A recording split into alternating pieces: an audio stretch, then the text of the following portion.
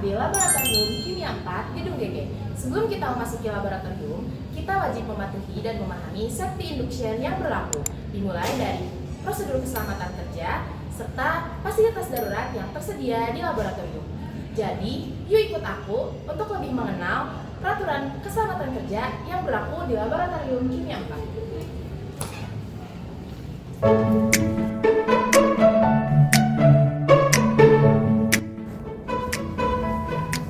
Hai, sebelum memasuki laboratorium, pastikan telah menggunakan alat pelindung diri atau APD secara lengkap dan benar.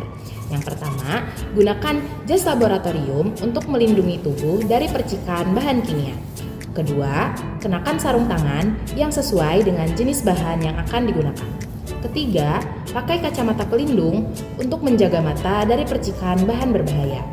Keempat, gunakan masker agar terhindar dari paparan gas atau uap kimia. Gunakan respirator untuk beberapa bahan yang berbahaya. Dan yang terakhir, gunakan sepatu tertutup untuk melindungi kaki dari resiko cedera.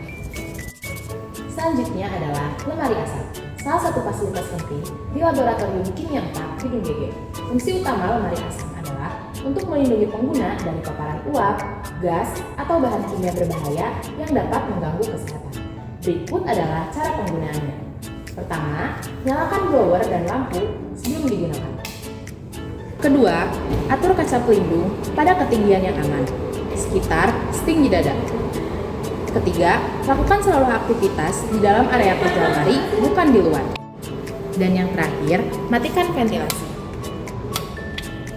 Jangan gunakan lemari asam sebagai tempat penyimpanan bahan kimia. Dengan penggunaan yang benar, lemari asam dapat membantu menjaga keselamatan dan kesehatan selama kegiatan di laboratorium.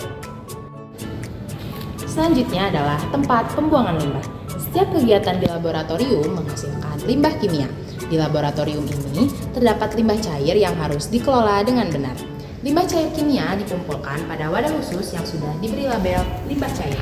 Pastikan kamu membuang limbah sesuai dengan jenis dan label yang tersedia, agar tidak menimbulkan bahaya maupun pencemaran lingkungan.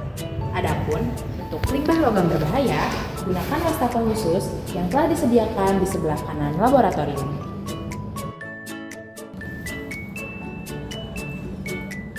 Jika kamu terkena tumpahan bahan kimia, segera menuju wastafel dan cuci tanganmu dengan air mengalir selama kurang lebih 15 menit.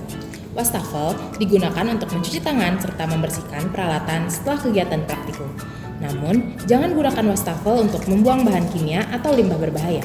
Gunakan wastafel hanya untuk air bersih agar lingkungan laboratorium tetap aman dan terjaga. Selanjutnya adalah APAR atau alat pemadam api ringan. Posisi APAR sebaiknya ditempatkan di lokasi yang mudah dijangkau agar dapat digunakan dengan cepat saat terjadi keadaan darurat.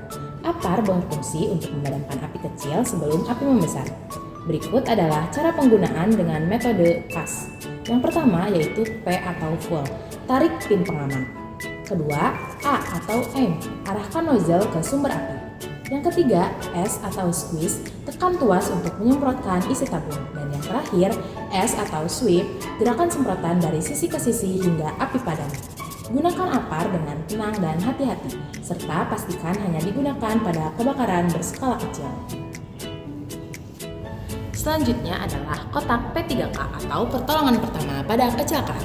Kotak ini berfungsi untuk menangani luka ringan atau cedera kecil yang mungkin terjadi selama kegiatan laboratorium. Di dalamnya terdapat perban, kaca steril, plester, cairan antiseptik, dan berbagai perlengkapan dasar lainnya. Jika terjadi kecelakaan, harap tenang dan jangan panik. Segera laporkan kejadian tersebut kepada asisten atau dosen pengampu agar penanganan dapat dilakukan dengan cepat dan tepat. Jika terjadi keadaan darurat seperti kebakaran, segera ikuti jalur evakuasi yang telah ditentukan.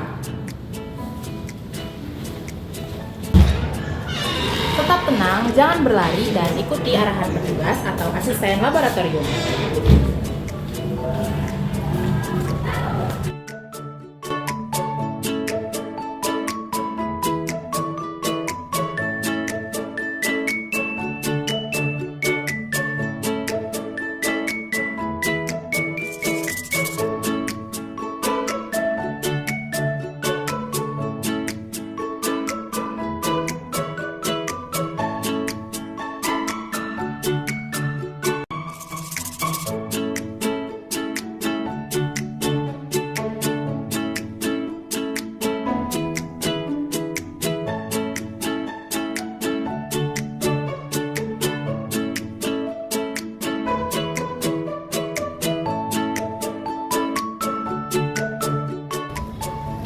penjelasan mengenai safety infection di laboratorium kimia 4. Dengan menerapkan prinsip K3 dan disiplin keselamatan, kita dapat menciptakan lingkungan laboratorium yang aman dan nyaman. Ingat, keselamatan adalah tanggung jawab bersama.